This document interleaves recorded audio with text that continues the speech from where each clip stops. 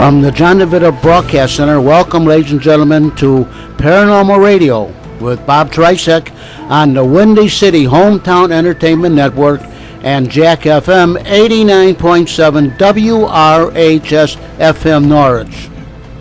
So sit back and enjoy Paranormal Radio. And now, here he is, breathing on his own, looking good, the king of Paranormal Radio. I was waiting for the king of Paranormal Radio. There he is, Mr. Bob Tricek. Thank you, John. Thanks very much. One of these first days of autumn. I guess autumn just started like a couple of days ago, didn't it officially? But it actually feels like autumn. Kind of a nice day. We're just going to get started because we've got a lot of people to talk to here and we've got a lot of stuff going on, and I'm looking forward to the show. We have some new faces and some old faces that have been with us before on Paranormal Radio. And we got a lot of announcements. Mary's going to do about an hour and a half of announcements for the Summit Park District. So the show is going to we're going to probably run a little longer today. John, is that okay with you? Okay, he says he don't care. He waves his hand. We can go ahead. My friend Charlie Johnson over at the Rhineland Post at 5858 South Archer, he asked me if I would do an announcement for them for their spaghetti dinner they're having next October 7th. I always like to do that for the vets and stuff with the VFW and that because a lot of these posts seem to be having kind of a tough time now because there aren't too many of them around and some are shutting down and stuff. And ours that we used to have in Summit where I used to live closed up. Anyway, they're having a spaghetti dinner October 7th. And that will be, it's a half a block east of Central Avenue, and they're on Archer Road. So it's at 5858 South Archer. It's $10 for adults, $5 for kids, and it's spaghetti and meatballs and beer, although the beer I don't think is for the kids. And they're doing that. And then they are also doing in November, this one is, or no, not in November, it's October 2nd. They're doing a bunko, and it's at the same address there at the Rhine Post there. So you can show up there and just pay at the door, or you can give them a call if you need to find out more details about that. And their number there is 773-284-9025. 773-284-9025. That's what I'm going to do with that. I've got a lot of stuff going on all over the place with the Elsa Park District, some stuff I'm working on with the Summit Park District and some of the libraries and that. I'm not going to do too many of my announcements because that'll be good for another hour and a half here. But I'm going to turn this over to Mary Borowski. Mary's been with us before. She's with the Summit Park District, and she's going to do some announcements for the Park District there that they've got going on.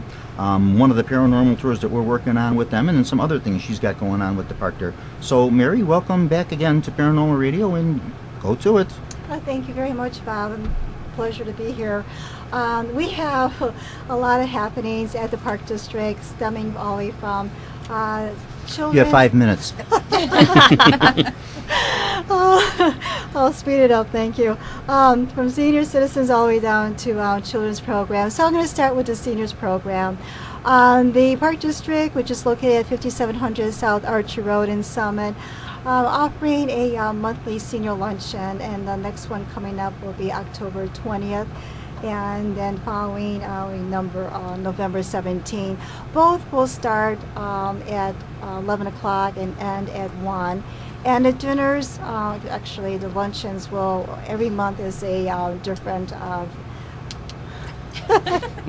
restaurant catering to our seniors.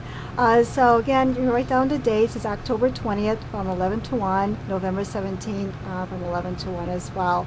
Also offering to the seniors would be movies in our recreation center, which is every second Thursday of the month, starting from 11 to 1. We'll be serving refreshments. And another senior program would be our bingo, which is the first Thursday of every month, and it's an hour long, and there are many prizes for that as well. Our new offering is the fitness program, I should say.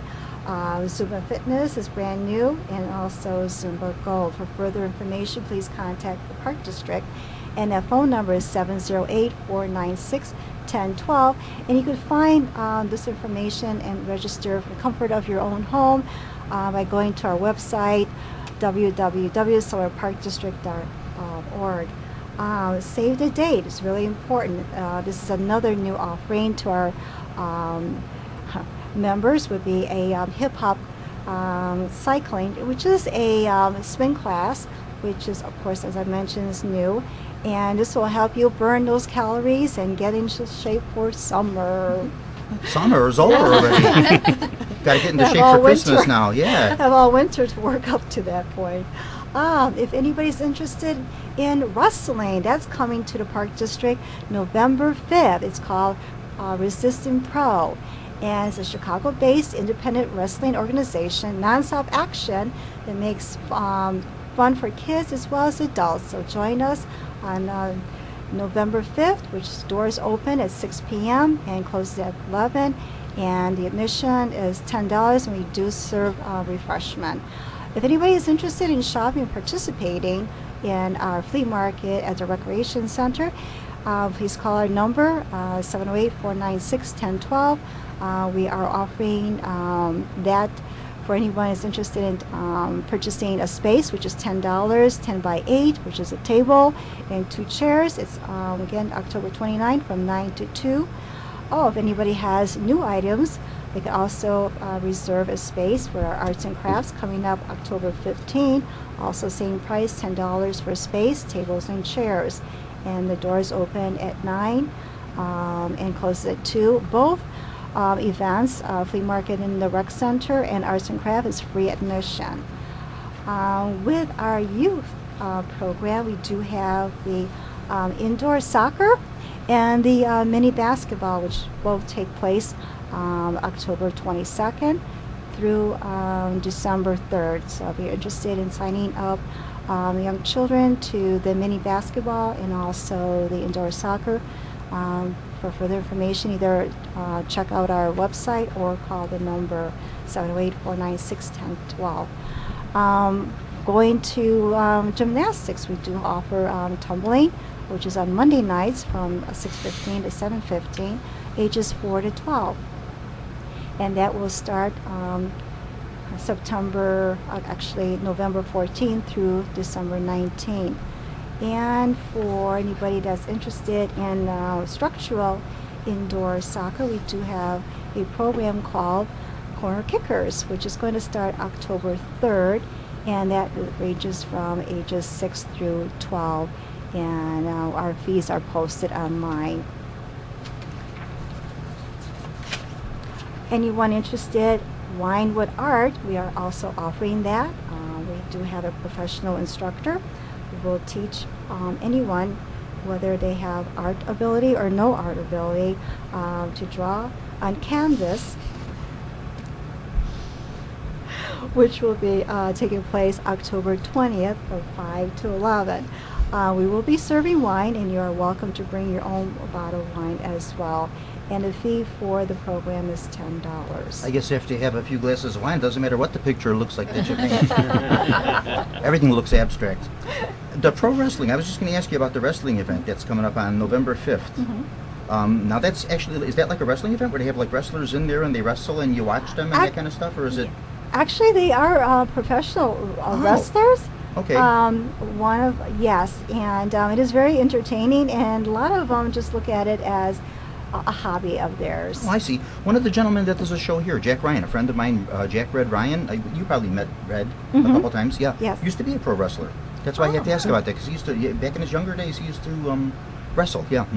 I've never seen any. We always ask him. We're trying to get him to show us a video or something of him, but I guess back then there was no videos or anything. But I think he has a couple of pictures of himself in that. So that's why I just had to ask about that. Okay, keep going. Okay. Oh, thank you. We do have a couple of trips coming up, and it's open to everybody. It's called Pedway Lunch Tour and Shopping at Macy's, which is a underground walkway tour, and historical sites will be explained by our professional tour guide. And lunch will be at Creative Market, which is a station of different food. Could be salads, hot food, cold food. So it's going to be a wonderful way of pick and choose what kind of lunch you would like to have. And that trip will take place on November 16th, and is $25 per person, so everything's included except lunch. Offering for Christmas, anybody that's looking to get into the spirit of Christmas, we have Christmas Around the World and Holiday Lights at the Museums of Science Industry. And that will be on December 1st, starting from 9 a.m. to 4 p.m., and everything is exclusive. Transportation, lunch, and a special exhibit are included for mere $45.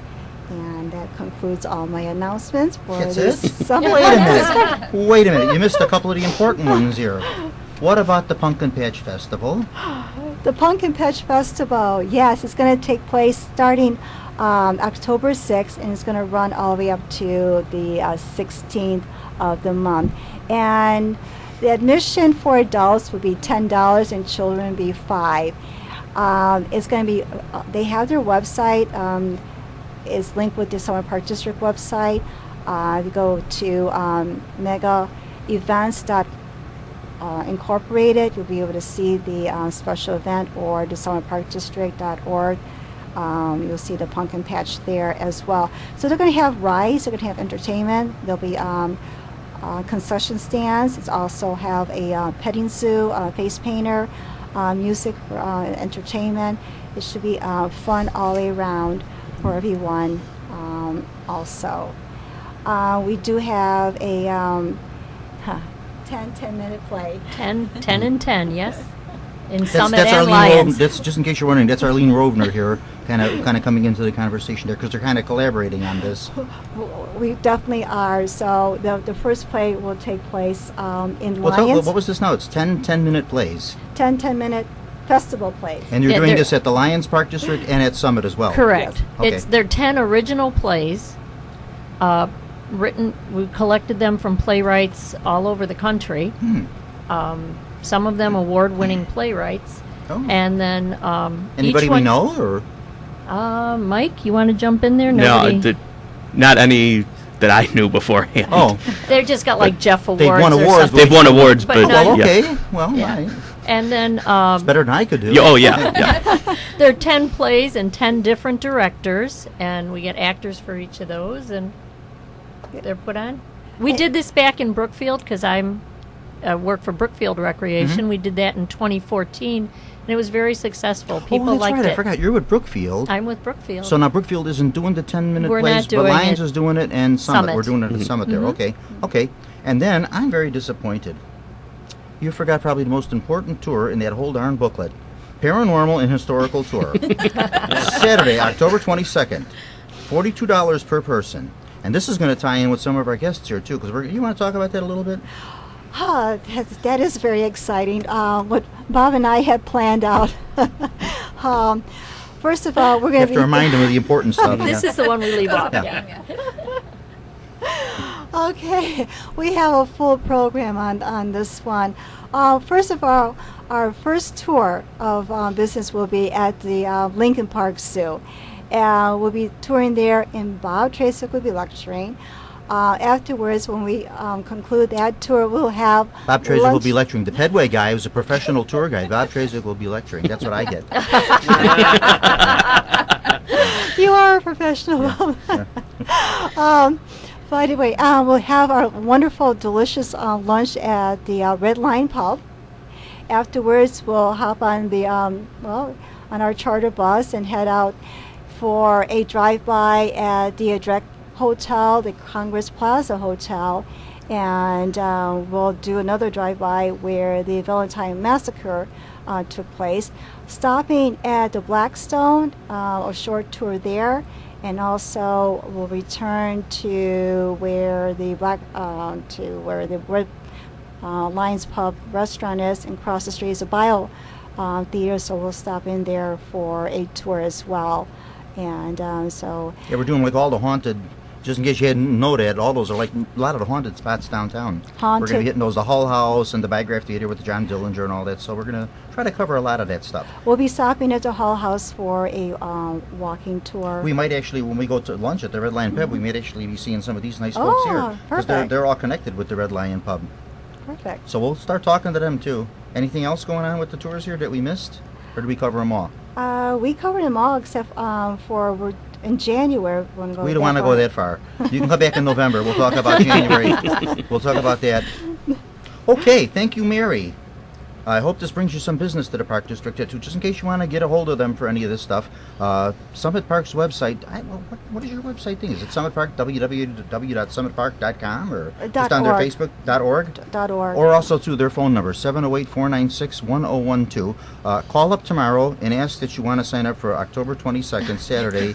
It's the Paranormal and Historical Tour. We've got a few folks signed up for that one already, too, so we'll, depending on how many people we'll get a bigger bus, and we'll throw more folks on there. Okay, let's start introducing people. I got announcements too with the Elsip Park District because I collaborate with everybody. I just jump around to them all. I'm actually doing some of the tours I've done already at the Summit Park District. We tried them out there, and also with the South Central Stickney Park District coming up the 29th, so just a couple of days before Halloween. I'm actually doing 2 tours, a morning tour and an evening tour, and that's going to be with the Elsip Park District over there where I'm at, out in Elsip there. And we'll be going all the Southside haunts and stuff like that, the Bachelor's Grove Cemetery and Resurrection Mary, and we cover all that stuff and everything. And we do a lunch, and their phone number there, if you want to do either one of these, either the morning or the evening one, because I know a lot of folks have Halloween parties that weekend and evening, is 708-389-1003. Game show night will be next week, October 7th. It'll be Friday night, and I'll be doing game show night. We got to talk to you about doing it at Brookfield.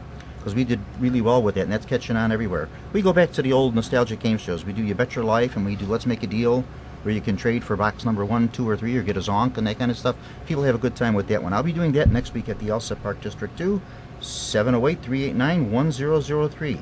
That's enough for me. That's enough announcements. We're going to start talking to people. We have everybody with us tonight. We actually had a couple more people scheduled, too. Mr. Al Bach is a magician, and he's been with us a couple times, and he does some magic over the radio, which is not easy to do. I do one trick over the radio. I make myself disappear, and I'm going to do it right now. Okay, that's it. I just made myself disappear. And I guarantee you that anybody that's listening to the show cannot see me. So that's how I disappear on the radio. With us tonight, we've got few folks I have not met. They're new to Paranormal Radio here. Mr. Ben Pavlin. Ben, welcome. Hi. Mr. Pam Pavlon, who is Mrs. Pavlon, I think. Yes. And Debbie Rose. And these folks are with the Chicago Ghost Hunters. Welcome to all of you. Thank you. Thank you for coming on Paranormal Radio. And then also, too, we've got some folks that we've had on before that are kind of familiar. Lady, you've been on for a couple of years. Yeah, it's been Here. a while. Yeah. We have Mike Rovner, his sister Jessica Rovner, and then Arlene Rovner, who you're talking with Mary there a little bit. And they are with, are you still with the Caldy Jones? Yeah. Still with the that's group there? Yeah, yeah. okay. You did bring your Yeah, instrument I got- today, so yep. you're gonna do a number for Yeah, us. yeah, happy Now to. you two doing a duet? Yes. Yeah. What are you gonna sing for us? We are going to do a summer song. It's autumn. Well, yeah. Well, it's still kind of a- close to summer. Yeah, it's closing of summer. Reminiscing. I only know 2 autumn songs. I know Autumn Leaves, the Autumn Leaves, that one, and then the Autumn song in of New Autumn. York. Autumn in New York, yeah, there you go. Yeah, all right. Well, go ahead, do your summer song. Okay, cool. Summer song, and this is Mr. Mike Rovner and Jessica Rovner.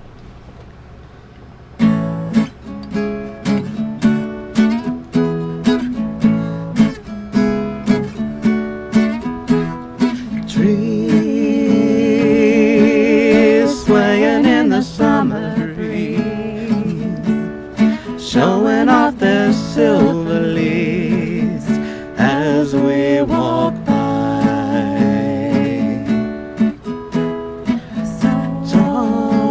Soft kisses on a summer's day, laughing all our cares away, just you and I. Sweet, sleepy warmth of summer nights, gazing at the distant lights in the starry sky. They say that all good things must end someday. Autumn leaves must fall, but don't you know that it hurts me so to say goodbye to you? Wish I didn't have to go. Oh no, no, no. When the rain beats beats against my window pane. Think of summer days again and dream of you. They say that all good things must end someday. Autumn leaves must fall. But don't you know that it hurts me so to say goodbye to you? Wish I didn't have to go. Oh no, no, no. When the rain beats against my window pane, I'll think of summer days again and dream of you. And dream of you.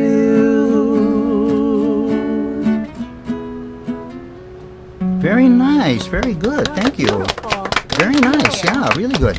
You guys are going to come and you're going to do another number for us here a little later on too. We'll get you to do more than one. Great. So we won't just have you do one number here. Now, you are involved in the play that they were talking about, the 10-minute, Yeah. 10-minute plays? Yes, I am. Because you wrote some of them, didn't you? No, You did not write them. I didn't write any of them. No. Okay, so how are you involved in it then? I'd like to take credit for writing them, but unfortunately, no. I kind of compiling it all, putting it together. Oh, I see. You're just kind of getting the whole show going here. Okay. Yeah. All right. Okay. You have written plays, though. Yeah, I have I written. know you And have. not You've for written, this. Yeah, you've written yeah, but stuff, none yeah. of them are in here. Yeah, okay. How come? They didn't like yours, or you were an award-winning? Well, yeah, I'm not an You're not an award-winning award-winning player, one? so. The one I'm trying out for, I'm going to give a shot at this, is the 10-minute one. It's called The Psychic.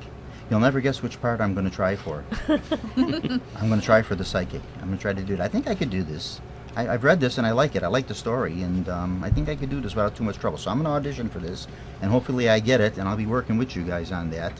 Also, too, Mr. John Shikanda here, our producer, expressed maybe an interest in directing. I can't speak for him if he's definite or not, but I did throw it to him, and he was kind of interested in it. Depending on his schedule too, if it clicks with him, he might be interested in directing that play, because I know you're short of a director on that one. So we'll see how that all flies with that. We'll see how that goes. Now, let's talk some paranormal stuff here with the Chicago Ghost Hunters, Mr. Ben Pavlin, Pam, and Debbie. Welcome to Paranormal Radio, all of you. Thank you. Yeah, thanks. Nice to have you all here. Now, you do. Let's see, you are paranormal investigators? Is that what you officially do? The Chicago But then again, don't we all? The Chicago Ghost Hunters group is actually one of the oldest and longest running Chicago ghost hunting meetup groups in Chicago. So how far back do you go? Go back to 2006. And that's the oldest? Yeah. 2006 is fairly recent. Nobody beat you to it, huh? Nope. The only other group that was around that I also always a member of both groups, I might add. Oh, yeah, was sometimes. CPRS, the Chicago Paranormal Research Society, which is long defunct. Oh, okay. So what happened to them? They just disbanded? Just disbanded. Yeah, that happens, yeah. And then the people kind of incorporate themselves into other groups or other teams or whatever. Yeah. We picked up a lot of those members. But So now you guys, you're all involved in this, right? You all three of you Yes. are involved? Okay. Correct. Okay. Now you're a big haunt for you guys, which I was very happy to hear about. And I didn't realize this until this afternoon. I says, oh, wait a minute. These folks are very strongly connected with the Red Lion Pub. So let me give you a little history of the Go right ahead. So we did actually used to have meetings at the original Red Lion, the one across the street from the Biograph. Gotcha. The original building. However, due to building damage, they ended up having to tear it down. So there is a duration where there is no Red Lion open. However, Joe and Colin, Joe, who's one of the partners, he opened up another Red Lion location, Red Lion Lincoln Square, which is on Rockwell and Lawrence. When he reopened that opened up that location, we asked him if we could start having our meetings there again, and lo and behold, we've been having them there since the day he reopened the place. Hey, what the heck? Why not? It brings in business. I don't see why you would turn it down, especially when your business has a strong connection with the paranormal, and that, so it'd be perfect, yeah. No, and I might add, it is also a very haunted location. So. Oh, yeah, yeah, I know the whole history of it. Now, I can remember going in the old Red Lion pub, the old one, the original one, the one that's torn down, the one that was across from the Red Lion. And now, never seeing anything there or nothing, but having creepy feelings, and especially on the staircase. I can remember going on the staircase to go. Yeah, okay. Oh, I can yeah. remember walking up the staircase to go up to the second floor, and I had a dining room up there, if I remember this right, because I was only there a couple times. But we'd go up there and we'd eat there, and I had a strange sensation, like I'm walking up, but yet I was like being pulled back, like a weird feeling going on that staircase there. Yeah. I'll tell you, one of our old longtime members, she got some very interesting photos on that staircase. Staircases and bathrooms. Something with bathrooms too. It seems like they're always bathrooms. Yeah, yeah. Yeah, in that red line bathroom. I remember I had a friend go in that bathroom, and she came out and she's like going, "Who kept knocking on the door while I was in there?" And we're like, "Hey, we've been just sitting here drinking a beer." Sure. Yeah, yeah. Yeah, that's how it works. Something with bathrooms. I always say it's just because of the mirrors. I think because of mirrors. Yeah, that's what I say too. Yeah. A lot of times in the water. This is Debbie talking here, joining in on the conversation with us. The water and the mirrors. Right. Okay. Just my observation. Yeah, that's. I feel that way. I get her in mirrors and stuff like that too. Yeah, that's what I feel about that too. Yeah. But it's more the women's bathroom. Why women's? Yes. Not men's? Yeah. In the Red Lion, I know it's the women's. Some people now. Some of the stuff I've read up on the Red Lion pub and that. They said they would go in the bathroom. You couldn't get the doors open. They'd be in for like 10, 15 minutes, unable to open the door and get out and that kind of stuff. So strange things happen there. Yeah. It's kind of neat too. You got a great location there too, right across from the Biograph Theater, which you got that strong John Dillinger connection there. Now, was the pub there in the 30s when the Biograph was in operation, when Dillinger was there and that kind of thing? Yeah, I believe that used to be I think that was actually an old speakeasy back in the day. It wasn't everything. Yeah, but yeah, exactly. Everybody had a Capone speakeasy. I think this studio used to be a speakeasy, wasn't it, John? Oh, John's asleep. I think, John, I think your house used to be a speakeasy, wasn't it, in the 20s? I woke him up. Yeah, but that's cool that they got that connection like that, and you're right across from that. So you got like two great haunts right across from each other. So now the building has been torn down. The original building has been torn down. New one has been rebuilt. Correct. I'm just learning all this stuff myself. I learned this actually from Tony Sabelski a couple of weeks ago, which I wasn't aware of. I thought they just remodeled, but I guess they did major remodeling. They knocked down and rebuilt. However, they still have haunts in there because, as we all know, that are ghost hunters, it's not necessarily in the building itself. It's on that atmosphere and on that ground and that kind of stuff. So, yeah, so that's how that works. So they still have stuff going on there, and then there's stuff going on in a new location, too. Yeah, very, very crazy. Now, are you having the same things go on? You know, the Cowboy and Sharon and those people that are at the old Red Lion, are you having those in the new place? We have, yeah. So they made the trip over, huh? And these we have some new visitors, too. Yes. Ah, okay, so you get some new people there. All right. Now, is that building an old building, or has that been rebuilt too, the new location? No, it's an old building. So it's an old place, and they put the pub in there. Correct. Ah, okay. All right. Cool. Now, do you guys actually go on investigations like some of the groups do, and you investigate these different places? So what's some of your better ones that you want to talk about? I mean, without giving away secret spots, I mean, you know, whatever you want to talk about. God, we've been to so many. I mean, one of our we've been to Ashmore Estates. Okay. Back in the day when Scott, the original owner, owned it, which was very insanely crazy active investigation. Okay. So now it's kind of tapered down over the years? I've been hearing it's still pretty active. And okay. We had let's put it this way, when I took the group on that investigation, I was saying if this was my first investigation, after that I'd be a jaded investigator, because it was just doing everything. I mean, you had like temperature drops where you could see your breath. We were getting nonstop EVPs. We had a crayon box that Pam set up on the nurses station. It disappeared. Go ahead, Pam. Tell us about the crayon box. Go ahead. Whenever we go to a location with children, we always bring a chalkboard or paper and some crayons. So I had set up just a white computer paper and some crayons, and we left it at the nurses station. And I invited any children or anybody who wanted to write their name or draw us a picture to do so. And then a little bit later, toward the end of the investigation, we noticed that the crayon box was missing. Couldn't find it, looked around. Of course, we're investigating in the dark. Still, it shouldn't have come off the nurse's station. There was no reason it should have just left. And later, towards the end of the evening, we were looking around that same nurse's station, and the crayon box was on the floor, and it was crumpled very tightly. And I might add that happened right after me and one of the other investigators on the team, we were on the stairwell, and I was basically, this place kind of affected our personalities. I was becoming more... Now it's no longer in operation, right? It's an abandoned...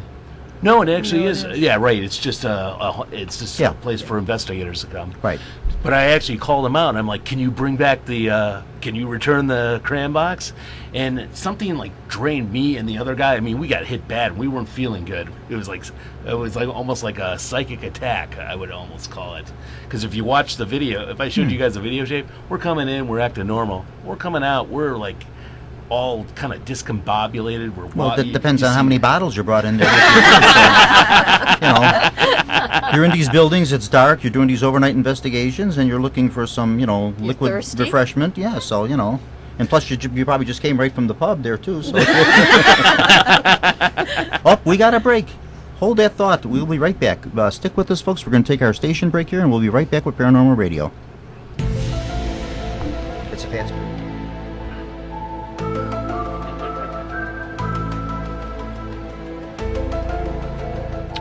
You're listening to Paranormal Radio with Bob Tricek from the John DeVito Broadcast Center on Jack FM 89.7 WRHS FM Norwich and the Windy City Hometown Entertainment Network on Tuesday, September the 27th, the year 2016. And this is Jack FM 89.7 WRHS FM Norwich, Illinois. And now, back to the king of Paranormal Radio, Mr. Bob Tricek. Thank you, John. Okay, we are back with Paranormal Radio after our break there. We were just talking about the Ashmore Estates, the psychic phenomenon that's been happening there, and we're talking with Mr. Ben Pavlon, Pam Pavlon, and Debbie Rose, and they've all been there for the investigation and that, and just having some interesting thoughts about that. And, okay, so that's one that you do. Now, is this Ashmore, is this like one of the places that they, like, rent out just for these investigations? Yes. Yeah. They're doing this now. I noticed that some of these places, they're keeping like these old buildings up. They're not doing anything with them. They're not operating anything in them, but somebody buys it and then they rent it out for paranormal investigations. Yes. Yeah. Yeah, and we go on a lot of those. I mean, however, recently we just actually went to the Grimes sisters dump site. Oh, okay, yeah. Mm-hmm. We were hitting some of the hot spots on Archer Avenue. Oh God, well, Archer Avenue is a hot spot from beginning to end. Yeah, everything happens on Archer Avenue. Yeah, I was going to say, Debbie, if you wanted to talk about, I know you were conducting an EVP session out there, and I haven't even heard back from you about the review of the tapes. So anytime anybody else wants to jump in the conversation too, please just join right in. I'm just interested listening to all yeah, this. anything you got something to say, don't let me monopolize the whole conversation. You got something to say, just jump right in. Yeah. Move into the mic there a little bit closer. I really didn't get anything on Archer Avenue at the Grimes site, but at the cemetery. The cemetery, Archer Woods. Archer Woods.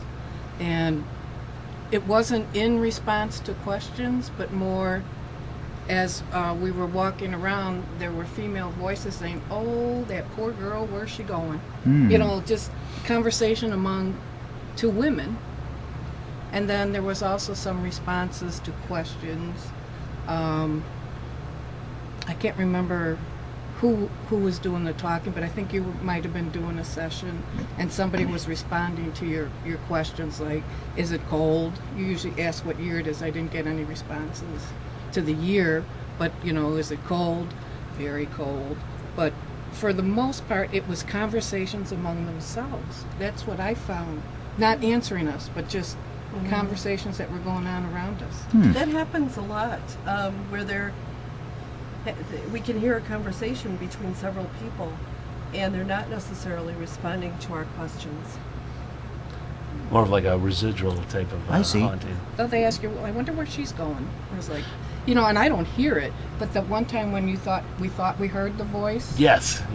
So whatever you're hearing, you're kind of like, you're hearing that little frozen in time where it's being replayed, that type of thing, whatever was going on at that time. I can't say it was a replay because they were talking about me and where I was going. Oh, okay, so you're into it, okay.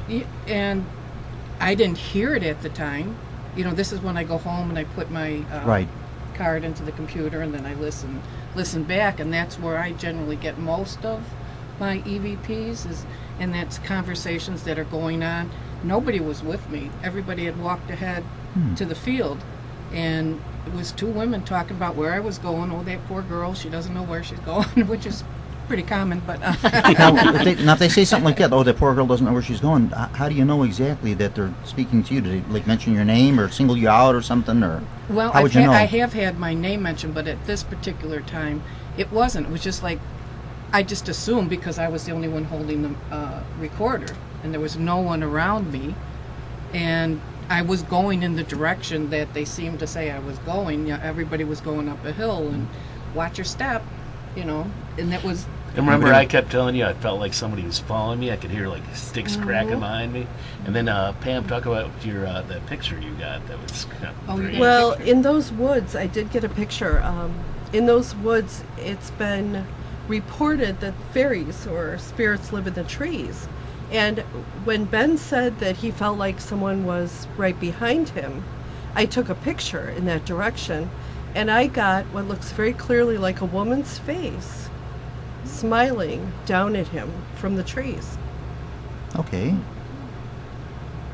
All right. So you got the pictures, you're getting some conversations here and finding some things. Now this is over at the site where the Grimes sisters were murdered, or the woods? This was Archerwood Cemetery. Oh, Archerwood Cemetery. Okay. Yeah, we stopped there before that. I see. At the Grimes site, you're right on the road.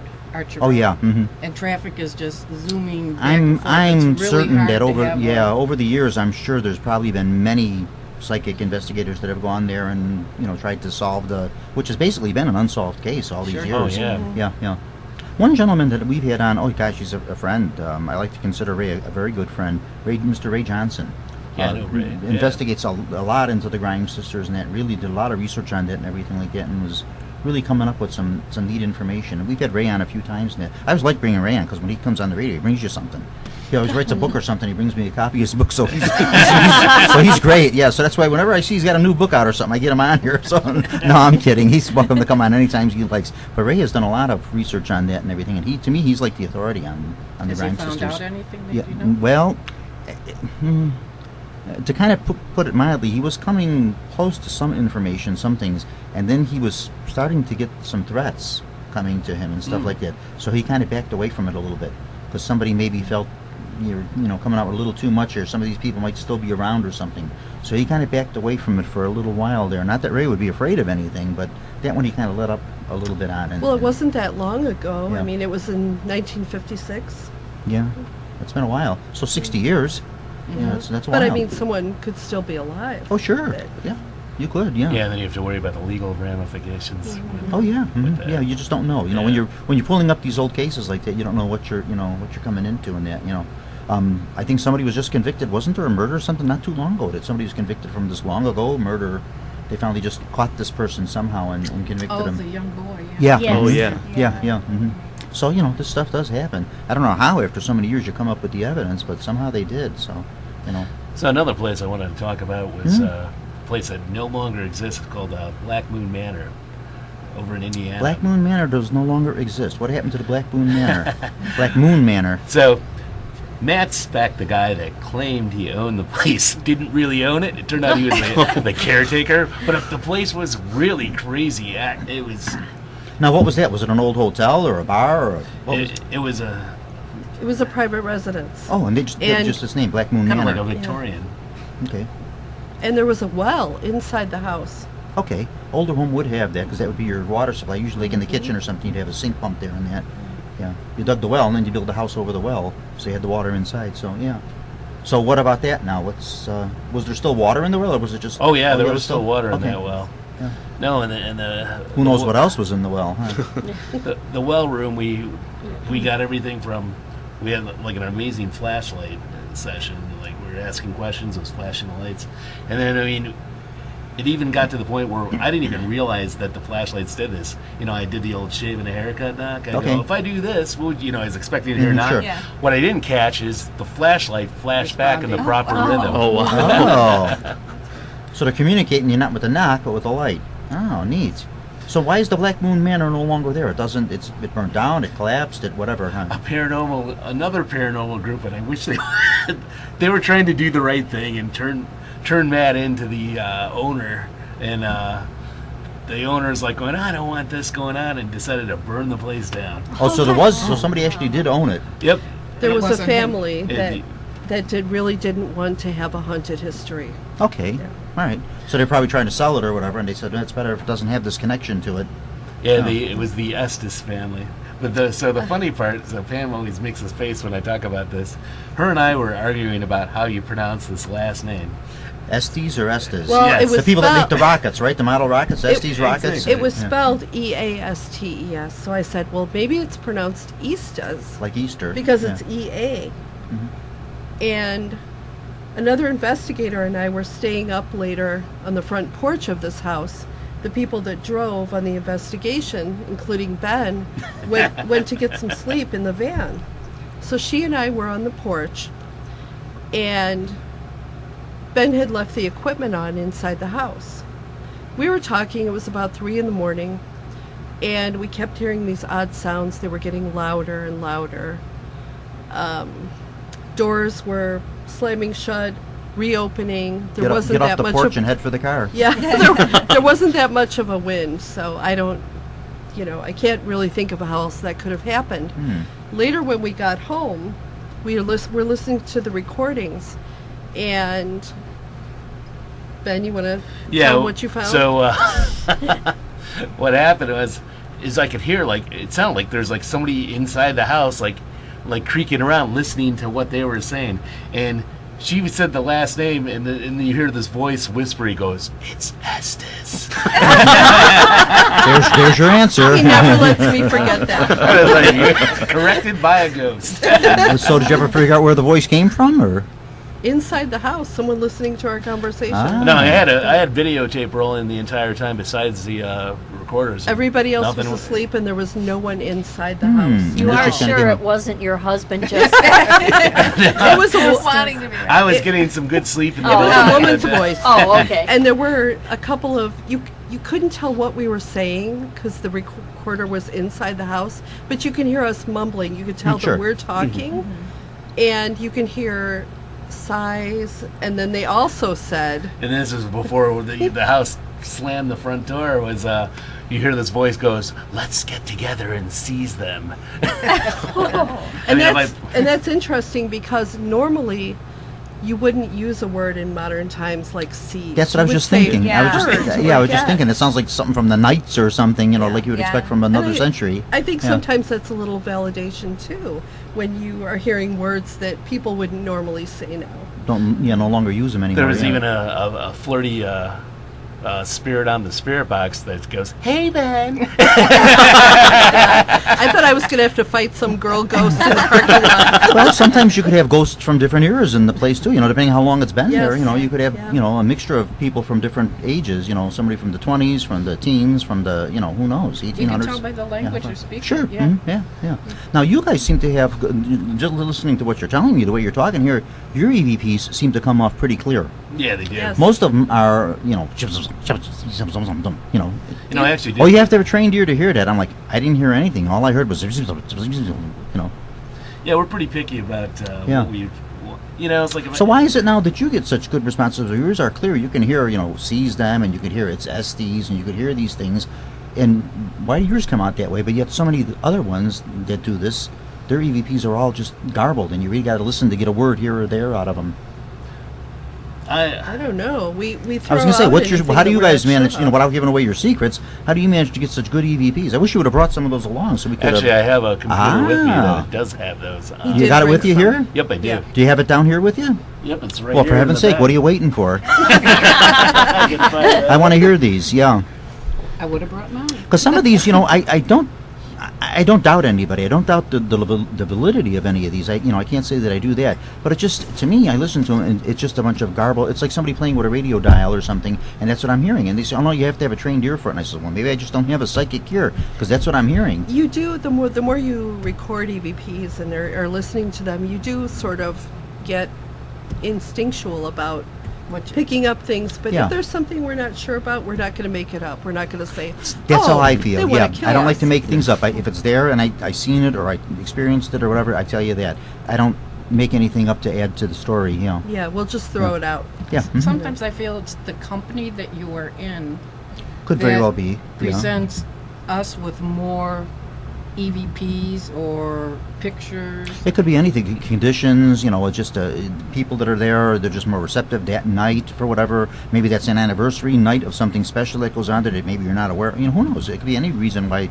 Sometimes they're more I think energy responsive off than people others. do that. Yeah, that too. Sometimes it's the right people. Yeah. Let's say we have a team of 10 or 11 people, and we're breaking them up into groups of 3s or 4s. We are conscious of the groups of people that we're putting together because we know who works best with another investigator okay. or what equipment they have. So we do put some thought into what Deb was saying as far as energy goes. Okay. All right. So here's I'll give you a sample. This one's the hay band. Oh, okay. Whoa. Okay, now Oh, that yeah, I heard that real clear. Yeah, that's a repeat.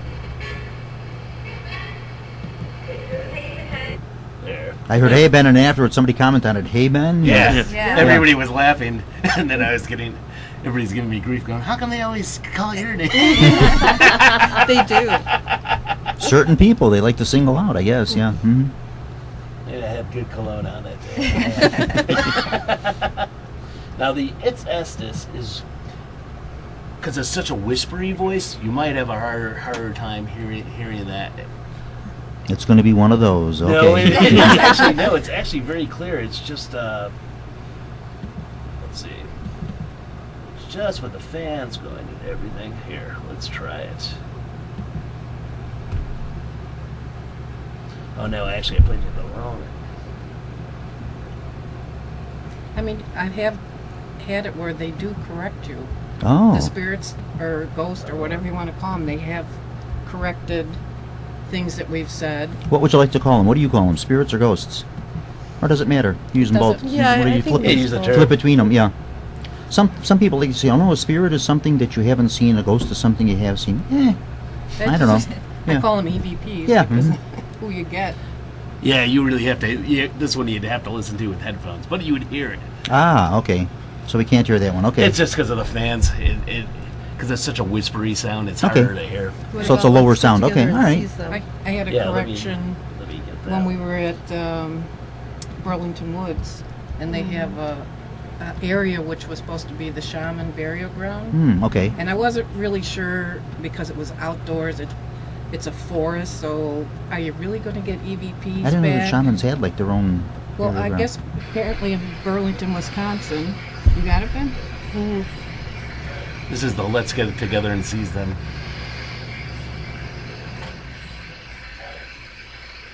Do you hear that? I did. Yeah, I did hear Now that. I missed it. I got to hear that again.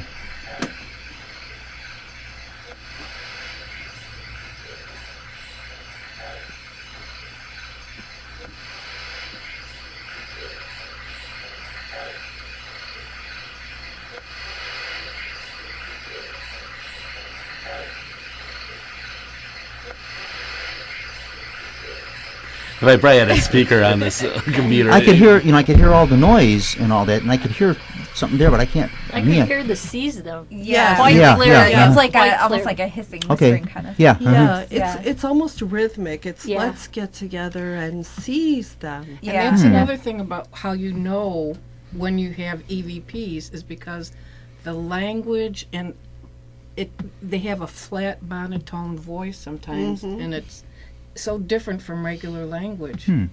It's almost a cue that that's Why so? somebody- Why would they speak in a spirit voice? I mean, if they do have something to tell us that they want us to hear, why would they just not speak to us in a way that we're capable of Well, understanding it, or it's is that just their English, way and they don't but realize it's it? so different. It's English. How do you know what I'm trying to? I think it just I, has I to get do where you're with, coming from. I'm just. I think it has to do with how they can manipulate sound. It's not like they have a voice box anymore, so they have to utilize the environment around them to produce sound. Okay. Yeah, because the sound, the voice, what the word might come out longer or in a different octave than Like the cadence of it. the Yes. cadence and Okay.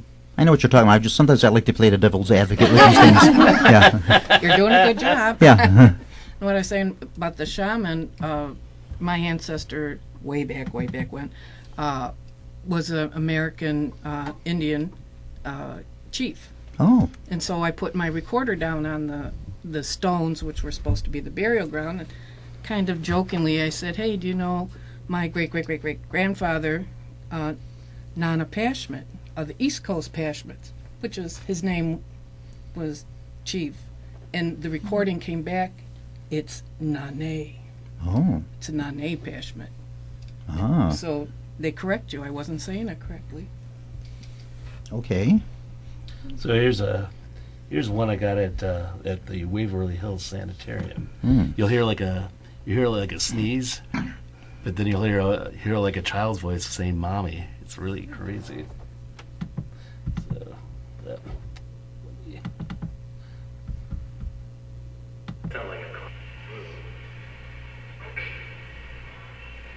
Oh yeah. Yeah, that one. Yeah, that one right Very away. I heard. clear. Yeah, I don't have to listen to that twice. I heard that first time. You know, and at that time, I didn't even hear this until I was listening back to the recordings And this was at. at Waverly Hills Hills. Sanitarium. Okay, so that used to be a asylum. Yeah, a TB. Oh, TB sanatorium. Yeah. Oh, okay. So you could have children in there too. Yeah. Yeah, they did have a children's ward there And this was located where? Is this sanitarium? in Louisville, Kentucky. Oh, Kentucky. Okay. Okay. Because I was gonna say there's a few of them around here that are no longer in operation. Yeah, so here, let me find you another one. This one, also at Waverly, we had I had a member of my team actually get kind of overtaken, where she was definitely, she had a look in her eyes where she didn't look like herself. And all of a sudden, you know, I was calling her name, you know, to try and get her back. She just looked at me with a blank stare and then started coughing like a tuberculosis patient. So, after that happened, here we go. I asked the question, I'm like, do you think it's funny to give people your symptoms? Now, I was dressed up as a doctor at the time, trying to do that as a trigger object. Having fun with the ghosts. Yes. So let me. Or the spirits, whatever you prefer to call them. So you. Do you think it's funny to make other people have your symptoms? Did you hear that? Yeah. I heard that, yeah. Funny to make other people have your symptoms? Now I might add, before we did all this stuff, we had we threw like a mock party in the. Because we found out they used to do like parties and stuff in the cafeteria, so I put on the old, you know, some old music from that era, and we came in and threw a party, you know, ran around the place going, "Come on, everybody, come down to the party." So, You never know. Did anybody show up or? yeah, well, as you can Okay. see, Oh, this is it. Okay. This as you is, can okay, see, this that is was the one of the result guests. Okay. All right. Yeah. Things got a little serious. They don't do this anymore. We don't have the sanitariums anymore. I guess they treat TB a whole different way now. They don't do it the way they used to with the isolation like they used to do it. No. I mean, they had the old hydrotherapy rooms. Yeah, it's different now. Yeah, so that's kind of gone the way of the buggy whip. Yeah. I think one thing that our group does, we're very careful about not provoking and being I respectful. was thinking of that. Yeah. As in, if you're going to do an EVP or if you walk into a room or the building, I always introduce myself and my other teammates. You That's know, what I was say, thinking. Hi, you know, I'm Pam. Or if you want to take their picture, hi, you know, would you stand over by the stairs? May we take your picture? That you kind of hit the nail on the head. It was going to be my next question, but you kind of beat me to the punch on that one. I was thinking, geez, by dressing up like a doctor and having the party and this, do you think you're kind of maybe making fun of them, or how did they respond to this? But I guess they okay with it, you know. Yeah, we No thought problem. they could relate better. I Yeah. mean, All right. even like at Ashmore, besides doing the cram box, Pam set out these little plastic shot cups that look like pill cups, and we were like offering their meds. Somebody had really old ibuprofens. We put them in cups and said, "Come, everybody, line up and take your medicine." Well, they're dead anyway. It's not going to hurt them. So. Yeah. And we It's actually, something they're familiar Yeah, with. something they recognize. and we actually got a picture of what looks like to be a nurse at the nurses station. Neat. So you've had some good luck. Yeah, you've had some Yeah. good responses and some good stuff going on here. And if it's a location where we know there were children, we'll bring either crayons and paper, or if it was a really long time ago, we'll bring a chalkboard because they would be more familiar with that. Do you find you get better Or responses to kids or to adults? Or does it matter? That doesn't That's seem just to kind of matter. 50-50. It doesn't matter either way. Huh. With that, let's get some more music. You guys want to do another number there? Sure. Mike and Jessica? Sure. What are you going to do for us this time? We're going to do Country Roads. Oh, okay. The old John Denver Yep. song. Okay. Now, before we go any further with this, we should announce. Now, you still have your group, Caldy Jones. Mhm. You're still around, and you guys are performing where these days? We're playing at Hackney's in Palos Hills. Okay. In November.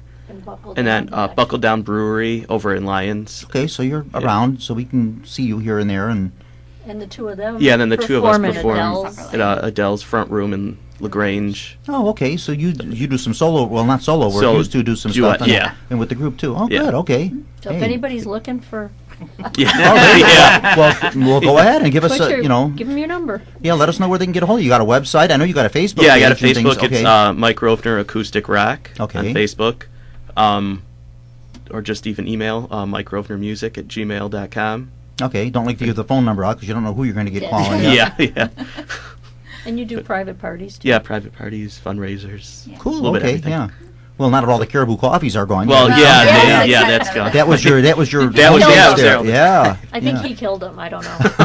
No, I think WARG Radio. I think we killed them. Yeah, we did a couple of shows there, and the next thing I knew, they announced they were closing. I said, "Wow, that's kind of a bad omen there, huh?" Yeah. Well, we've all moved on, Yeah. right? Okay, Country Roads. This is Mike and Jessica Rovner.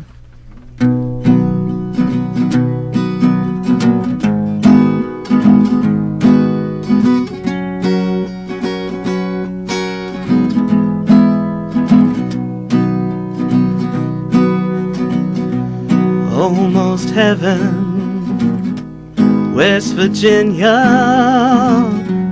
Blue Ridge Mountains, Shenandoah River. Life is old there, older than the trees, younger than the mountains, growing like a breeze. Country roads, take me home to the place I belong. West Virginia, Mountain Mama, take me home. Country roads, all my memories gather round her, miner's lady and stranger to blue waters, dark and dusty, painted like the sky, misty taste of moonshine and teardrops in my eye. Country roads, take me home to the place I belong. West Virginia, Mountain Mama, take me home. Country roads. I hear her voice in the morning as she calls me.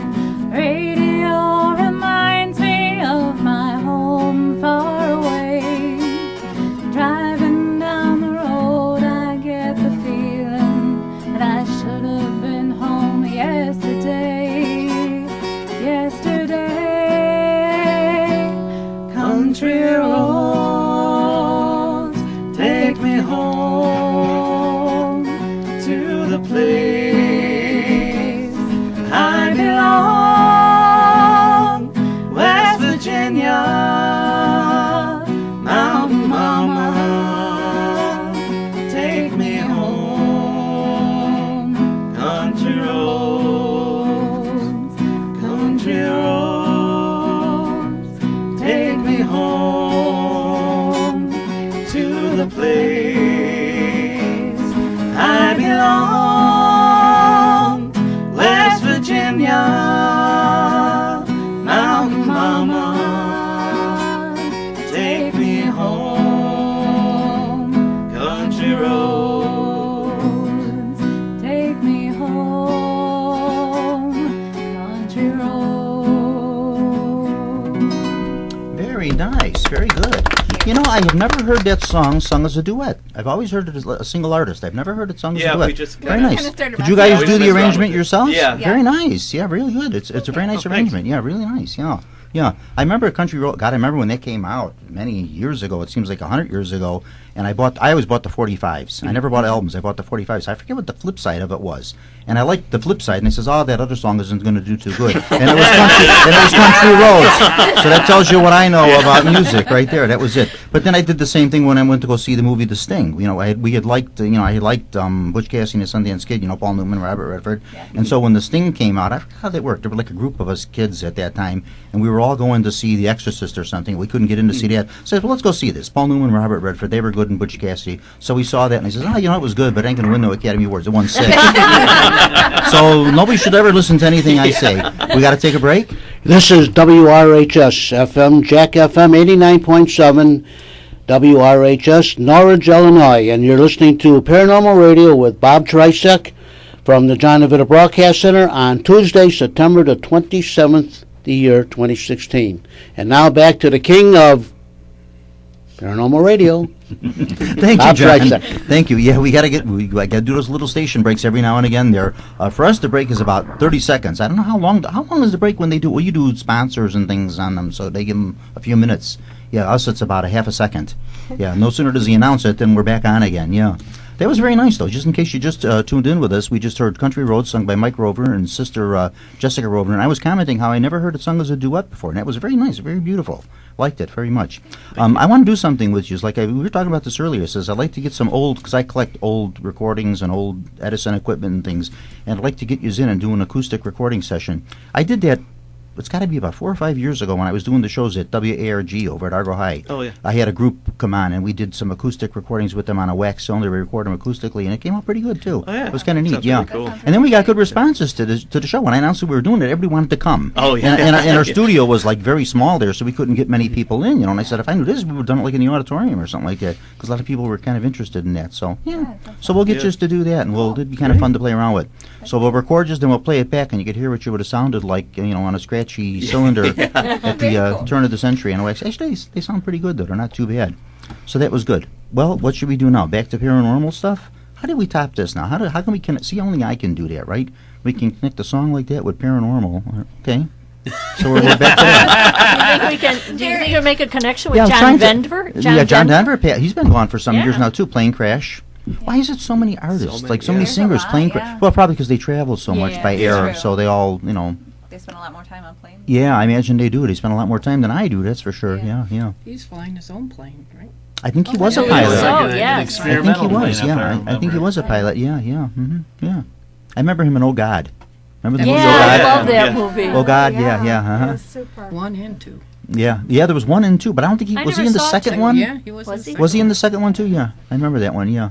George Burns was God. Who else? Right? Yeah. one. Still is. More- Yeah. He could very well be up there with him. Him That's or right. Morgan Freeman, one of those two. Yeah, that's well. Morgan Freeman is still with us, so Yeah. yeah. Interesting film though. Interesting concept of God in it. Remember what he did to prove that he was God when he was in the courtroom? Good trivia question. Was that the business card? Oh, He that did the was- card yeah. trick. Remember he did a card trick? Oh, the card trick. And yeah. or not the judge, it was the prosecuting attorney. He goes, well, so what? We've all seen card tricks. Big deal. He goes, well, have you seen this? Boom, and he makes himself disappear. And then he walks through the gate. You see the gate open. He walks through, and then he walked through the doors, and that was it. And the guy still didn't believe him. We have no proof that the Almighty was here. You know, see, some people are just never believers. He was a lawyer, right? The prosecuting attorney. Yeah. Yeah. Well, anyway, enough of the old God stuff here, and back to paranormal. We were talking about all the places that you've investigated and done, and this. Now, have you ever come? This is something else I'd like to do too. Have you ever done any investigations in old theaters or old opera houses, that type of stuff? Because I've had some folks on that have done that, and I think that's another one too. Just like we were talking about stairways earlier, and bathrooms are good psychic spots. I think old theaters are too, because so many people, especially the older the theater, yeah. better, because so many people have passed through it, and that, and they leave their little mark there and that. Yeah. Any results with that you care to talk about, or Deb, if you want to. Yeah, go ahead. go ahead, Deb, give us you the know- story. we went. My husband and I went somewhere in Rockford. I think there was an old theater, and the name escapes me right now. Rockford or Joliet, the Rialto? It might have been one of those. Rialto's in Joliet, yeah. But what is hard is when you have a whole group of people that come in and they all want to investigate and they all laugh and they all talk. I still was able to get some EVPs out of it, but more of seeing, shadows and more seeing movement. stuff than voices. That I kind did of get some voices, but when you're not familiar with everybody's voice, it's hard. But Sure. The shadow movement was more. I was thinking like celebrities, if you ever, any, celebrities come up, because we had somebody, another team, I had somebody come on and they were doing something at the Rialto. That's what made me think of the Rialto. And they came up with a woman that used to perform there, who she was. I think she was a burlesque person or something. It wasn't Sally Rand. At first I says, oh, was it Sally Rand? And they said, no, not her. It was somebody else that did burlesque or something. They said she was very kind of gutsy and that type of thing. I said, well, that would be somebody that would be in that type Was of... it up in an apartment up above? I think they said it used to be dressing rooms. Okay. And that's where they picked up her voice. And then there was a little boy, too, that was killed, like, outside the theater in a car crash. He was hit by a car, and then they brought him into the theater, and he actually died in the theater. And they said he popped up in that theater, too. So theaters, to me, seem like they have a lot of haunts in them, too. We had a couple members of the group went to the Lincoln Theater over in Alton. And they presented this great recording where they're like trying to talk to him, and Who are they trying to talk to? they don't know who they're okay. trying to talk to. But it's funny is the sad part is you hear this voice saying over here, like, this sad voice Where? going, I'm here, listen to me. Put the spotlight over this way. But it's hard when you have so many people. We kind of would like to do it when Well, you there's got to just limit a your groups few. from now on. Now you learned Yeah. your lesson. Instead of doing 20, do 6 or 7, Well, I just went as, I saw Yeah, you it were and kind I- of with the group, yeah. Yeah, I went in to see what it was all about. And then sometimes, too, when you're doing this as a way to make a little money or something like that, you've got more people you get, Right. you get more out of it. I know how that works, yeah. Everybody has to make a living. So, yeah, we know how that works, yeah. No, I mean, typically for our investigations, we do try to keep it down to a small amount of people. I like smaller groups, too. Not so much just because but just because it's more personal. I like it. I like a littler group. I can kind of keep tabs on people and that kind of stuff. Even like when we do tours and stuff. I enjoy the smaller tours better than larger ones. It's easier to keep track to people and keep, your wraps on things, and easier to keep people interested. When you have you know. tours, you have to let people do their own thing. And then by the end of the tour, I kind of know everybody on a first name basis. Where if I had like 25 people or something, I wouldn't know 25 people. 10 or Right. 6 or 7 or 8, yeah, I'll know them all. And everybody investigates differently, but when you're used to being with certain people all the time, you kind of got a hold on what's going to happen. Sure. And Everybody has their specialty and their routine and what they do and what they don't do and what they're good at, and yeah, so it makes sense. Hotels are quite often haunted too because a lot of people commit suicide in hotels. Yeah, that's true. Yeah, they do.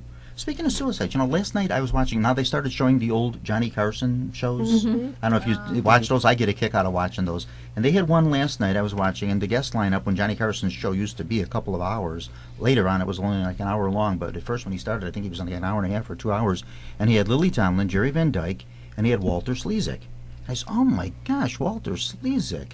Good Lord!" it's And this a was name of the past, yeah. Yeah, I says, exactly. was he still alive then? And he was. He died. I found out he died in 1983. And his father used to be Leo Slezak, who was a very famous opera singer.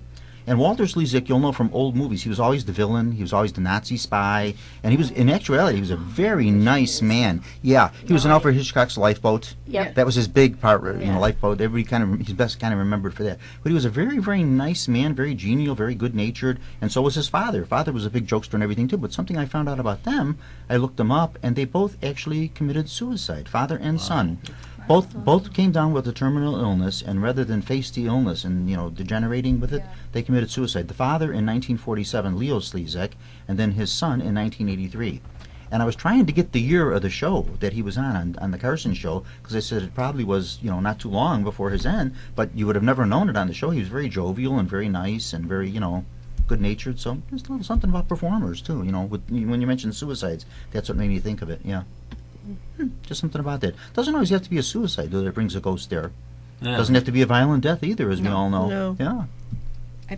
we kind of feel like anywhere you go, if you really just sit down and let the recorder run and talk for a while, you're going to come up with something.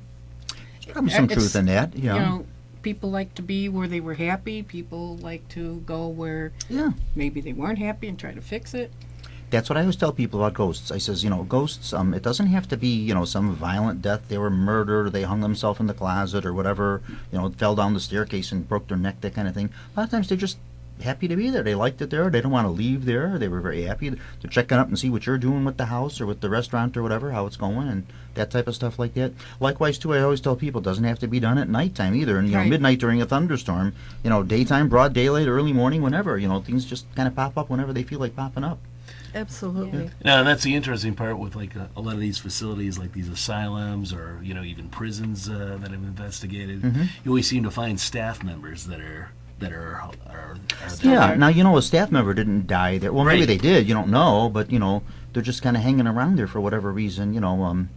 I can't. Well, maybe they really did like their work or something. Maybe they were a dedicated employee or whatever, and they're still hanging out. Yeah, like I there. think the nurse at Ashmore must have felt she was still performing her something duties. sort of frozen in time, like in a suspended state, and then it just kind of materializes when the conditions and things are, or the people are just right or whatever. They kind of show themselves. Yeah. That was like at Mansfield Reformatory. We were talking to now reformatory. I could see you might have some rough characters in there. We did have some. Yeah. Well, I did have a rough encounter at Mansfield as well. But we originally were talking to somebody who identified himself as a doctor there. Oh.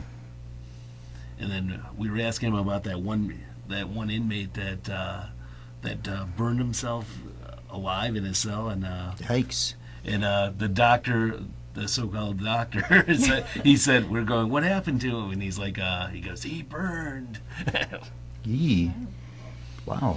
But that was actually an investigation where I actually thought I was actually going to die at the end of the night. Now, have you ever been touched by a ghost? I mean, not spiritually touched. I mean, physically, actually touched. Yeah, you have. Debbie has. Okay. Oh, yeah. Yeah. Okay. Yeah. Was it touched in a nice way? They tapped you on the shoulder and you felt it, or were you scratched, hit, that kind of thing, bruised? Nothing. Knock on wood. Nothing evil has ever happened. But the first time it happened, I was like, did something just happen to me? You're not sure, and a lot of people probably have been touched and haven't realized it because you just don't know it at the time. Mm-hmm. Like I think it was at the Crescent Hotel in where is that? Tennessee? Yeah. No, not Tennessee. Or no, Arkansas. Arkansas, yeah. Yeah, I had my hair messed with, and then in this couple that we investigate with all the time, they're from Missouri, and we met up at this hotel, and we were in the room that was supposed to be the most haunted, and while we were sitting there, my pant leg was actually yanked on, just yanked, and I was sitting in a chair by myself. So, it was nothing evil. Could have been a small, like a child or a small person. Somebody, Right, if they're like in a pant leg, they can. And then there was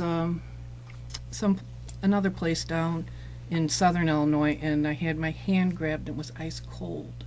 It was little kids were around, so I had my hand on the doorknob, or feeling on your face like spider webs. Oh, okay. So you've had some contacts there, Yeah, I've had my hair pulled and that spider webby feeling. And also, I was in a mausoleum at one of the Chicago cemeteries, and I had my necklace lifted up a little bit. When you said lifted, I thought they stole it. It was a Chicago cemetery. Can you feel like saying which one that was? That was at Rose Hill. You don't have to if you don't want your Rose Hill. Yeah, Okay. in the mausoleum. I could believe it. Yeah, Yep. in that mausoleum, I could believe it. Yeah, I love Rose Hill. I thought my hair was caught in the necklace, Mm-hmm. but it wasn't. It actually just lifted Whereabouts up. were you in the mausoleum when that happened? If you can remember Were the you location. There was stained glass. Was it Well, it's all there. I mean, it's all stained glass all over Oh, the that's thing. true. Yeah. It was one of the Was it by the fields? fields, I think it Oh, by was. okay, by the Marshall Field Yeah. crypt. Mhm. Okay, all right. Yeah, I love that mausoleum. Yeah. Have you ever seen? They say Sears' ghost haunts it. Never seen him. No. No, never seen him. Yeah, they say it's Richard Warren Sears for sure. Top-hatted man wearing a long frock coat, and he walks the 30 feet over to Montgomery Ward's crypt. Yeah, believe it or not. Yeah, because they're buried like 30 feet apart. Yeah, and they say Sears walks over to Montgomery Ward's crypt. They see him move through the mausoleum. Yeah. So Well, Ben had a very harrowing experience at Mansfield. yeah, this happened. And Ben don't have much hair. He's like me. Yeah, believe me, I could have lost more. Yeah, yeah. I mean, so the events leading up to it are actually important. So what had happened is we were running towards the end of the investigation, and my partner that was with me, Mark, he's like, "Yeah, that room over there," which was actually right off the Central Guardhouse. He goes, "I really feel scared about going in that room." So I was like, "Going, come on, let's go check it out." Me being the smart guy I am. So we go into this room. The first thing that happens is I put up a camera on a tripod on top of a table. It's firm. And these cameras, these small camcorders are really light. First, the camera gets thrown down. It got thrown off the table. Didn't want to be photographed. And I went to look at the footage, expecting to see, this amazing, camera arcing up. Yeah. The camera was it was like they switched it off before they did it. It's like you can see it you can see it filming when I first put it up, and then you see nothing. Didn't want to be filmed. That was all. They didn't camera shy. So then we walked up this corridor in the building, where there's all these tables, and I realized we have to stop videotaping because you see the actual working prison, which they warned us, don't videotape the prison or you'll be in that prison. So stop that. So we turn around, we're heading back, walking back up the aisle, and we're all of a sudden noticing there's a chair that got shoved in the aisle that was like in our way. But then it gets better. It's like I noticed there's like I feel a breeze, and I look over and I notice there's a stairwell, but there's a gate. I'm going to Mark. I go, obviously we can't go down this stairwell because it's, the gate must be locked. All of a sudden the gate swings open like it's inviting us in. Come on in, yeah. And I'm like, I'm not going to take him up on this invite. So we wrap up in there and we're packing up the equipment, and I admit I started having a feeling of apprehension about going down the stairs of the Central Guardhouse. Yeah, I think my curiosity would have overtaken me, and I would have had to go. And I kept going, I go, can't we take that elevator? And he goes, no, that'll take us back to the sub-base where we had the pizza. Now, was this an abandoned building? Yeah, it was one of the it was the I don't think I Central would. I was Guardhouse. say if it was abandoned, I wouldn't take the elevator. It might get stuck or something. You never know. Yeah. They actually was a modern. It was a. Oh, okay. They modernized it. So So I had all the equipment packed up. We're walking down these stairs, and I feel as we're walking down, and I feel like my shoe coming off as I'm stepping down. And I wasn't thinking about the fact that I double knotted my shoes because I knew I was I'm walking around a prison gallery. So I go to put my foot down, thinking I'll just grab the shoe, after it falls off. But no, my leg won't go down, and I feel it being pulled up. So I immediately grab the railing like really securely. Instead, I feel something like whirl me around, rip me off the railing.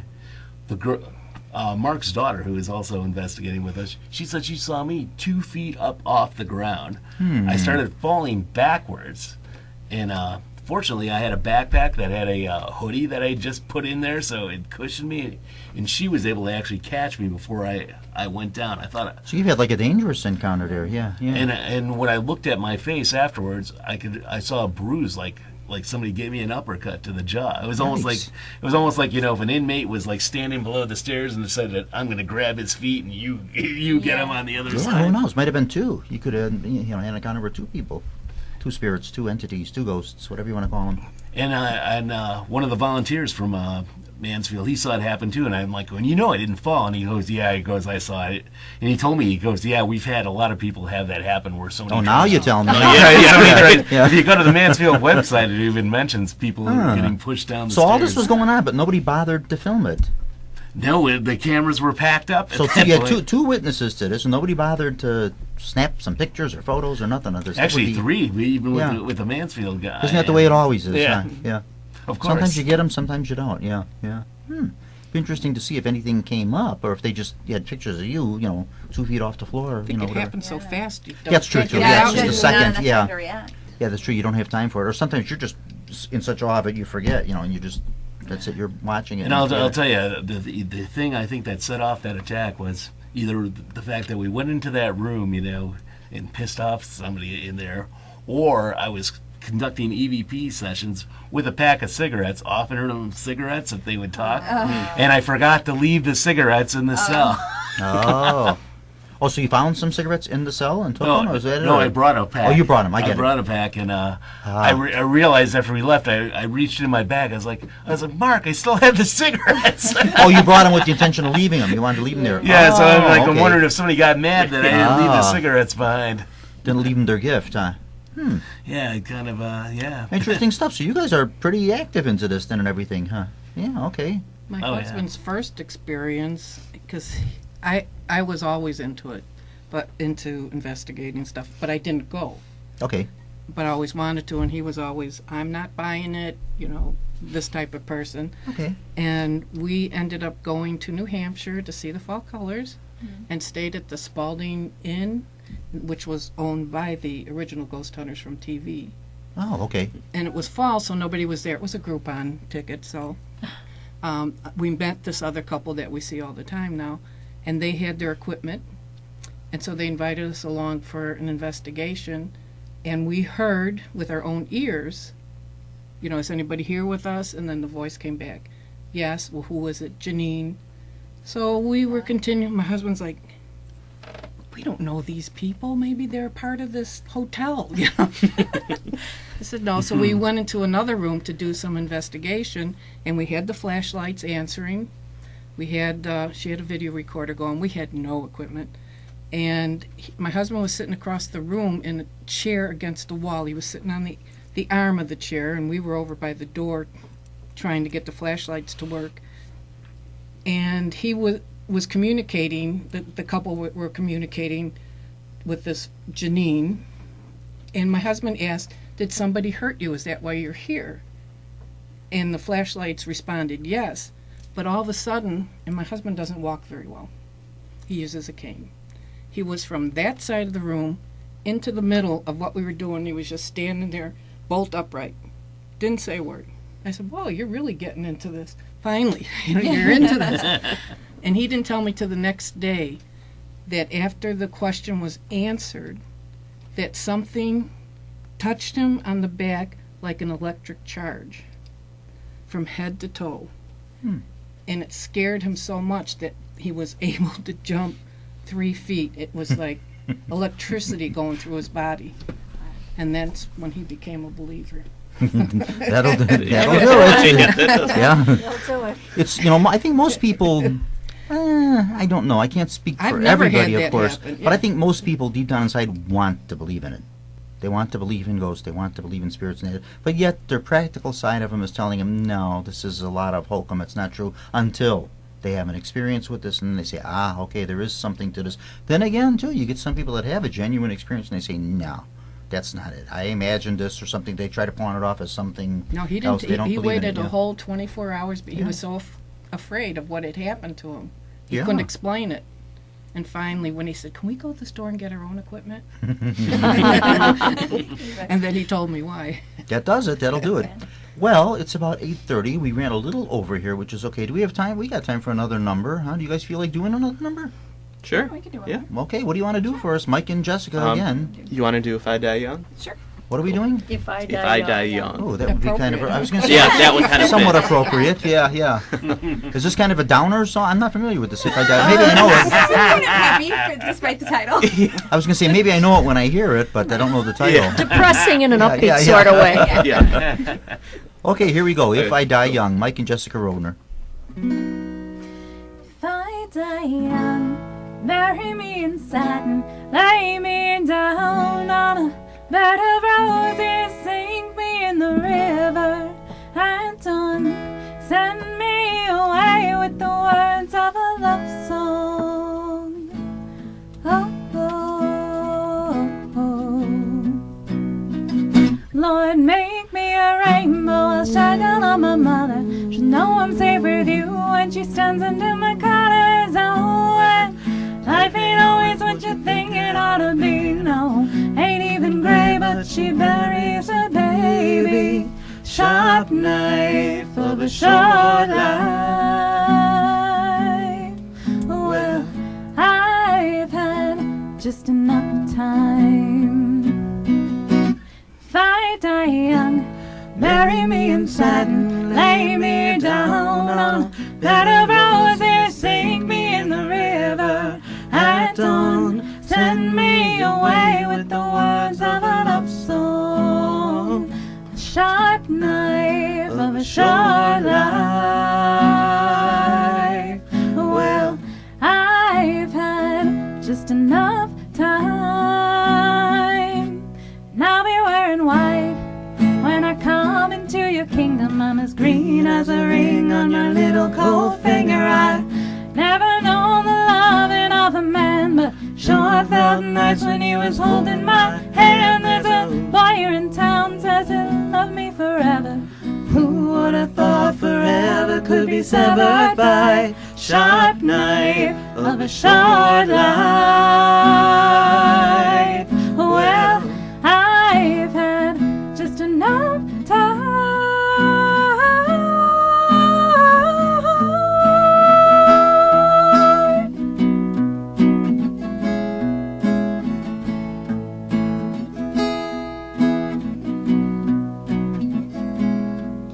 So put on your best, boys, now wear my pearls.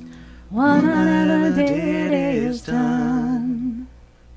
Penny for my thoughts, oh no, sell them for $1. There was so much more after I'm a goner, and maybe then you'll hear the words I've been singing. Funny when you're dead how people start listening.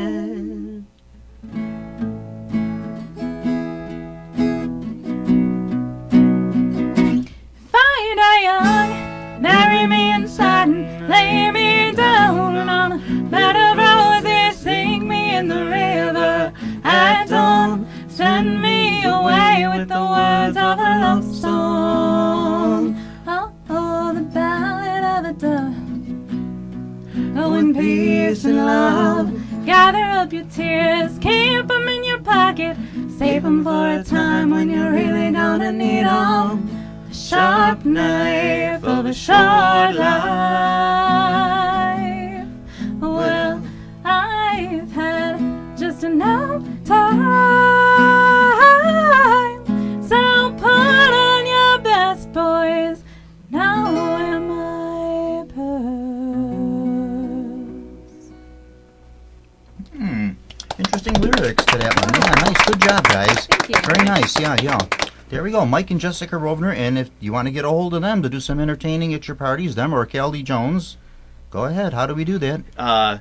Mike Rovner Acoustic Rock on Facebook or Mike Rovner Music at gmail.com. There you go. Okay. Well, so much for that. I think we will wrap. Does anybody have any closing comments here to say? We'll just run down the line. Ben, anything to say? Closing comments is I wanted to say if you want to come to our Chicago Ghost Hunters meetup group, we meet first Tuesday of the month, 7 p.m., Red Lion, Rockwell, Lincoln Square. So it's the Red Lion at Rockwell and Lincoln Square. Correct. So anybody can just show up at this, and is there a fee for this, or? There is a Come on, there's a fee for everything. There's a suggested. We appreciate donations if you come. If you can't, we're not going to throw you out. Okay, we get you. All right, so that's a nice way of doing it, yeah. And we are on meetup.com under Chicago Ghost Hunters group. So okay, The food and the drink is good there, so yeah, good we're company. actually going there to have dinner on the 22nd. We're going with the group from Summit. We're stopping there. It's going to be our lunch stop for the English food. Shepherd's pie. No, we eliminated the shepherd's pie. It was too expensive. Yeah, shepherd. We have to trim the menu. We try to keep the costs of the tours down so they're affordable, so people will go on them. We try to do that, and so we trim the menu down a little bit, but still we got some good selections. So yeah. Anything closing for you to say? no, No. no. Thank you for having us. Thank you for coming on. Yeah. Anything? Any closing comments? Oh, actually, I would like to say that we are having a Halloween event Isn't everybody? at the Red Lion. For us, it's Halloween 365 days a year. That will be October 29th. Ah. Ben and I will be doing a seance. We'll be talking about. Okay. We're having a Victorian and modern seance. So we'll Okay, what would be the difference between the two? Seance is a seance.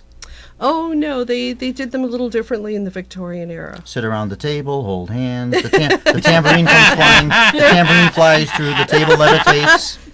Like you see in the ectoplasm, movies. I levitate. There's all sorts of things. I wasn't going aware on. that there was a difference.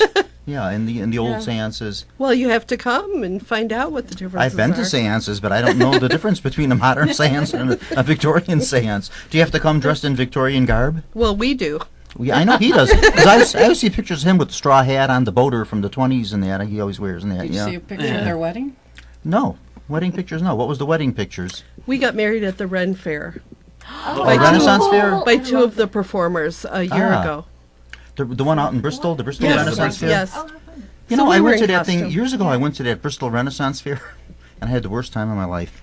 We went there. Oh. Yeah, I heard so many nice things about it. Now, not to down the Bristol Renaissance Fair. I'm sure it's a very wonderful thing in all this, and people do enjoy it in it. But we went. The day we went was kind of a bad day. It rained. Everything was muddy. So you're walking in the mud. You're parking in the mud. Yes. You're eating the Yes. food with That's your hands. authentic, though. You have no place. It is very authentic. Yeah, mud. it's true, yeah. And to me, it reminded me of like a lot of the hippies from the 60s and 70s that had nowhere else to go, so they wound up at the Bristol Renaissance Fair. I mean, no offense to anybody, I'll get letters from people, but no, it was, I heard so much nice things about it, but I think it was just a bad day. There You went. need to try it again. And I'm a history person. I love my history. So you guys had a Renaissance wedding. We did. We did. You went that far back. Well, what about a Renaissance seance? I don't know if they did them. Well, no, they did them. They'd done them for being a time. Right now we're stuck in the Victorian era, so. Well, that's a long era. That goes I mean, from we do have the wardrobe for the Renaissance Yes. if we want the to. Victorian era runs all the way from 1830 or 40 to 1902 when Victoria 1902, died. yeah. Or 1901, I think she passed away.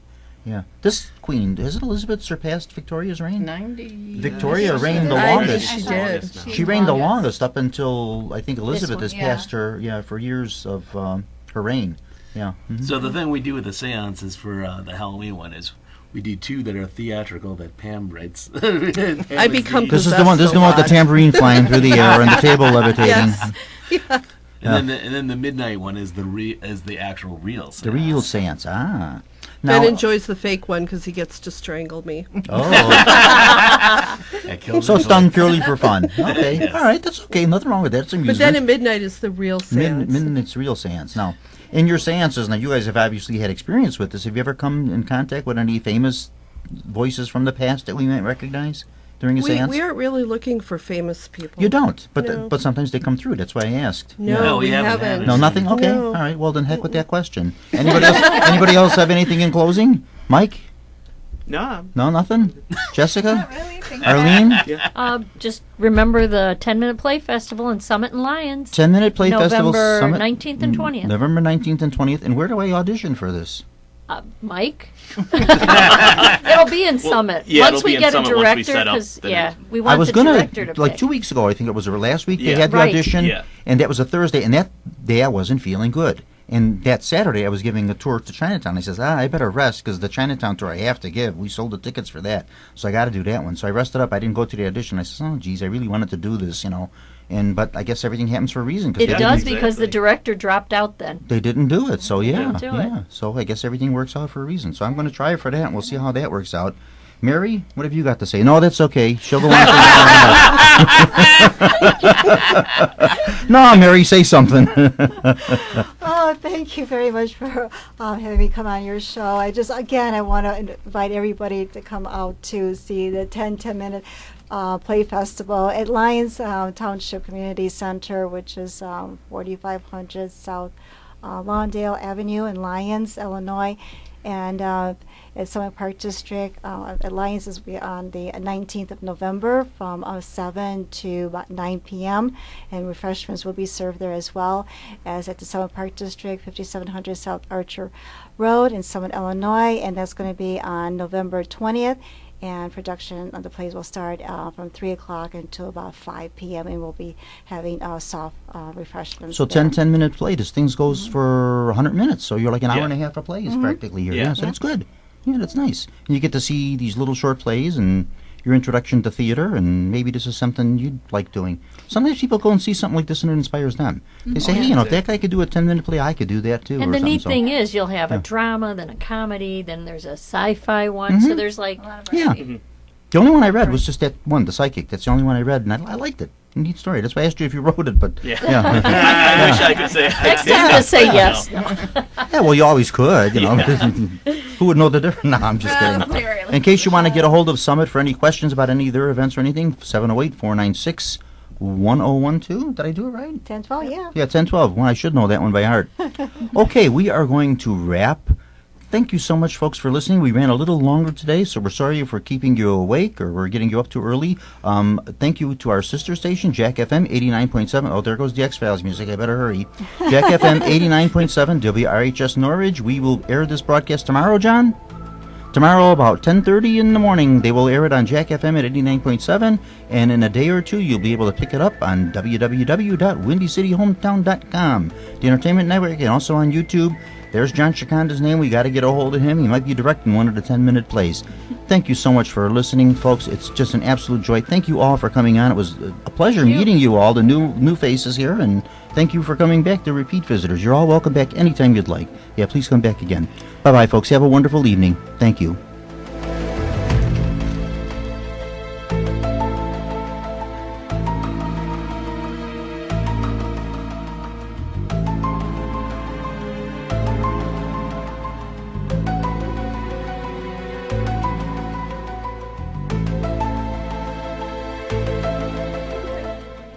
You have been listening to Paranormal Radio with Bob Trisek from the John DeVita Broadcast Center on the Windy City Hometown Entertainment Network and Jack FM 89.7 WRHS FM Norwich. Paranormal Radio was directed by John DeVita, and our special thanks to the executive producer of Windy City Hometown Entertainment Network, Mr. John Chikanda, and the station manager of WRHS FM Norwich, Mr. Kevin Zeflik. This broadcast was pre-recorded on Monday, September the 26th, the year 2016. Until next time, be safe and thanks for listening.